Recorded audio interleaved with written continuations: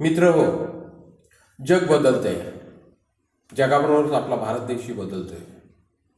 भारत देशाबरोबर आपला महाराष्ट्रही बदलतोय.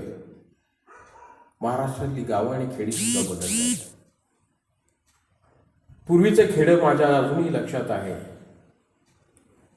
एक टुमदार गाव असायचं, कौलारू घरं असायची, त्याची भोवती हिरवीकंच अशी वनराई असायची, शेती असायची. कुठून तरी एखादा झरा गावाच्या कडेनं धावत राहायचा. तो दूर जाऊन गावाच्या बाहेर असणाऱ्या नदीला जाऊन मिळायचा. असं सगळं सुंदर चित्र होतं. पण आज काळाच्या ओघात हे सगळं लुप्त होत चाललंय. पण माझ्या मनात अजूनही तो स्वप्नातला गाव आहे. आणि तोच स्वप्नातला गाव मी माझ्या कवितेतून मांडलाय. बघा, तुम्हाला आवडते का कविता? कवितेचं नाव आहे स्वप्नातील गाव. दूर नदीच्या काठावरती, दूर नदीच्या काठावरती एक इवलेसे गाव असावे. दूर नदीच्या काठावरती एक इवलेसे गाव असावे. गल्लीमधून जाता जाता छोटे माझे घर दिसावे. दूर नदीच्या काठावरती एक इवलेसे गाव असावे. गल्लीमधून जाता जाता छोटे माझे घर दिसावे. गल्ली पल्याडच्या मंदिरातून, गल्ली पल्याडच्या मंदिरातून आरतीचे सूर रोज घुमावे. गल्ली पल्याडच्या मंदिरातून आरतीचे सूर रोज घुमावे. पारावरती आजोबांच्या निखळ गप्पांना उधाण यावे.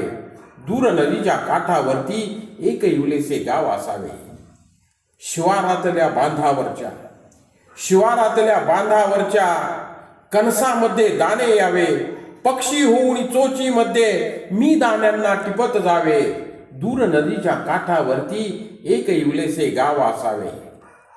कडे कपारीतून एका झऱ्याने, कडे कपारीतून एका झऱ्याने झरझर धावत खाली यावे. कुसाबाहेरच्या नदीने त्याला अलगद आपल्या कुशीत घ्यावे. दूर नदीच्या काठावरती एक इवलेसे गाव असावे. पाटामधले पाणी खळखळ, पाटामधले पाणी खळखळ वाप्यामध्ये पसरत जावे. शेतामधल्या चित्राबाणे वाऱ्यावरती डोलत राहावे. दूर नदीच्या काठावरती एक इवलेसे गाव असावे. बैलासंगे शेतकऱ्याने, बैलासंगे शेतकऱ्याने सांजेला घरी थकून यावे. बैलासंगे शेतकऱ्याने सांजेला घरी थकून यावे.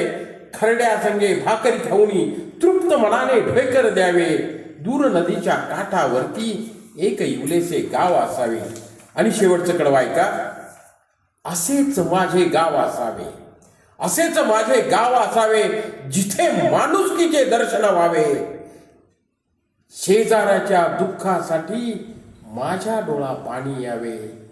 दूर नदीच्या काठावरती एक इवलेसे गाव असावे. एक इवलेसे गाव असावे. एक इवलेसे गाव असावे.